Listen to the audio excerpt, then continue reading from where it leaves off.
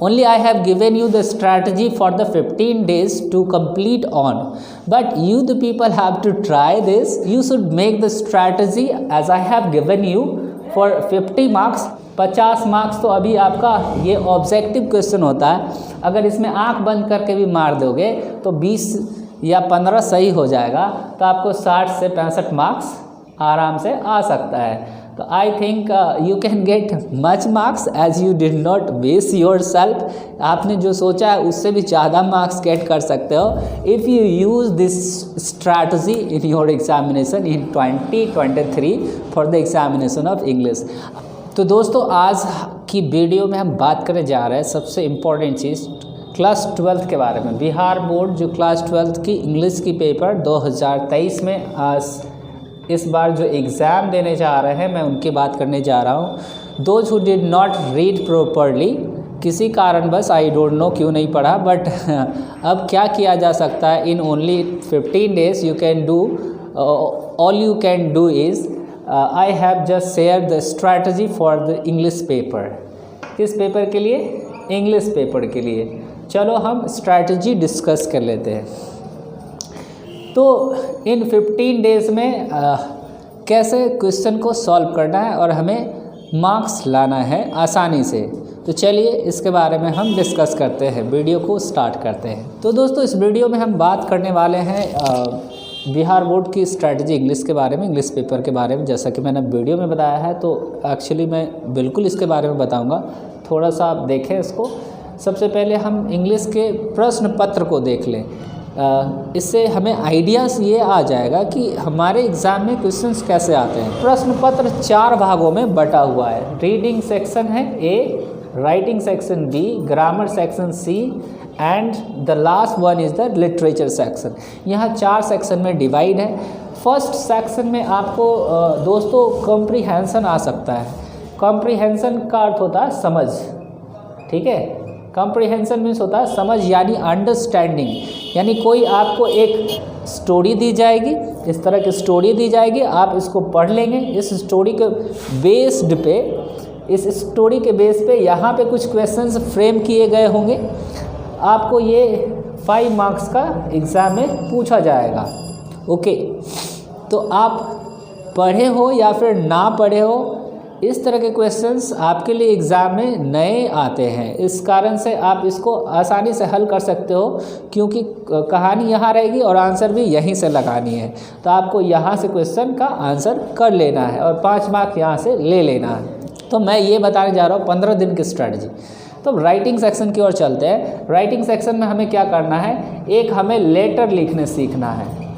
Letter या फिर application, आप लेटर लिख लो या फिर एप्लीकेशन लिख लो, ये दोनों में से कोई आपको आना चाहिए, या फिर आप दोनों सीख लो। इसके लिए अगर आप चाहते हो तो मैं इसकी भी वीडियोस डाल दूँगा, एक वीडियोस में आप समझ जाएंगे लेटर या फिर एप्लीकेशन कैसे लिखें। इसके अलावा आपको नोटिस लिखने आना चाहिए, इम्पोर्टेंट है। इसके अलावा आपको ऐसे भी आना चाहिए। आप यहाँ पे देखें, लेटर और एप्लीकेशन या नोटिस, इस तीनों में से कोई एक आ सकता है जो कि 5 मार्क्स कंटेन करेगा इस क्वेश्चन के लिए। तो 5 मार्क्स यहाँ से और 5 मार्क्स यहाँ से। ऐसे आप किसी चीज़ को कैसे आसानी से लिखें, इसके बारे में भी मैं अगली वीडियो निकालूंगा कि कैसे इसको आसान तरीके से हल कर सकते हैं, किसी भी ऐसे को लिखना आसान कैसे बनाएं। आप इसको सीख लें, 10 मार्क्स का ये आ जाएगा। इसके बाद आप आगे बढ़ेंगे लिटरेचर सेक्शन में, और यहाँ ग्रामर सेक्शन का आपका एक पार्ट लेना है, वो है आपका ट्रांसलेशन। ट्रांसलेशन आपको बनानी है, ये आपको 5 मार्क्स का आ जाएगा। इसके अलावा आपको लिटरेचर सेक्शन में आपको 2 चीज़ें, प्रोज और पोएट्री, ठीक है। प्रोज और पोएट्री से आपको 5 मार्क्स का, आपको 5 मार्क्स का इधर और 5 मार्क्स का इधर क्या पूछने वाला है, ये पूछने वाला है मैच द फॉलोइंग। तो ये क्या रहेगा, ये ऑथर और पोइट के नाम रहेंगे।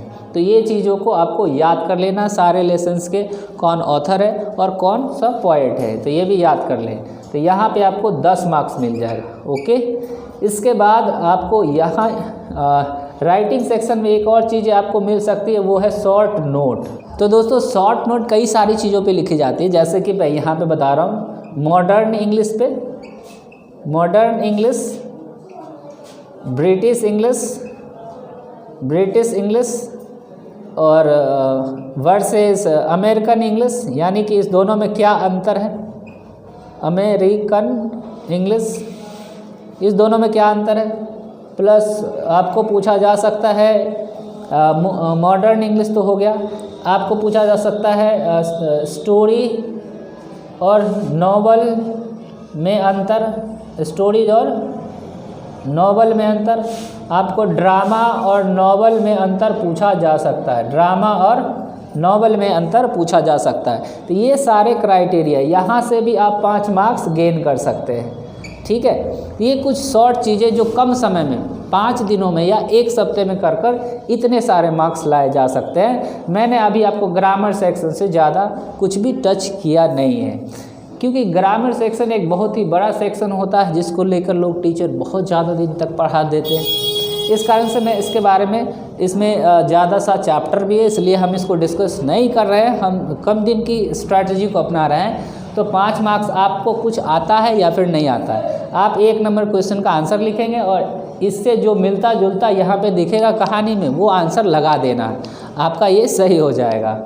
इसके बाद यहाँ पे लेटर कैसे लिखना, नोटिस कैसे लिखना, ऐसे कैसे लिखना, इन सारी चीज़ों के टिप्स मैं वीडियो में बता दूंगा। 1-2 आप प्रैक्टिस करेंगे और तीसरा आप खुद भी बनाना स्टार्ट कर देंगे।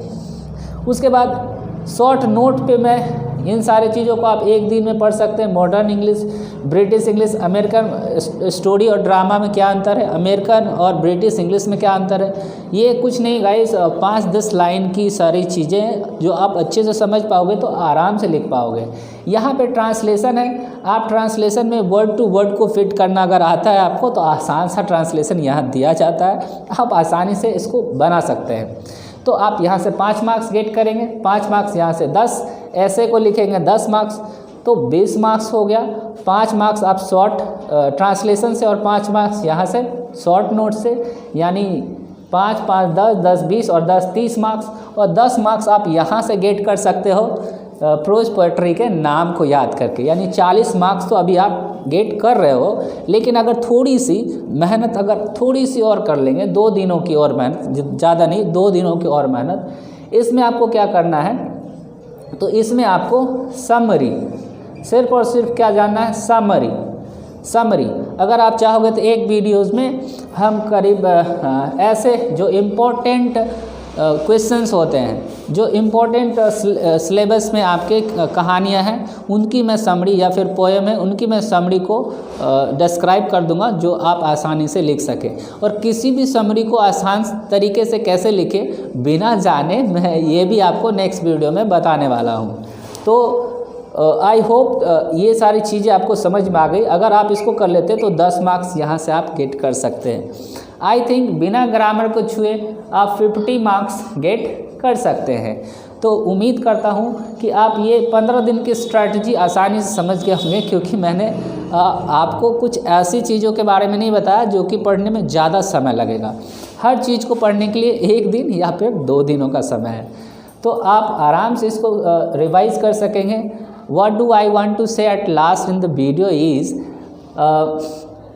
only I have given you the strategy for the 15 days to complete on, but you the people have to try this.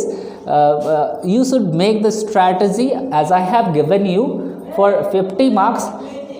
If you also want to understand 50 marks, तो अभी आपका ये ऑब्जेक्टिव क्वेश्चन होता है, अगर इसमें आंख बंद करके भी मार दोगे तो 20 या 15 सही हो जाएगा, तो आपको 60 से 65 मार्क्स आराम से आ सकता है। तो I think you can get much marks as you did not waste yourself. आपने जो सोचा है उससे भी ज़्यादा मार्क्स गेट कर सकते हो if you use this strategy in your examination in 2023 for the examination of English. I hope this video will help you better to make your examination better and brighter. See you in the next video. Thank you for watching.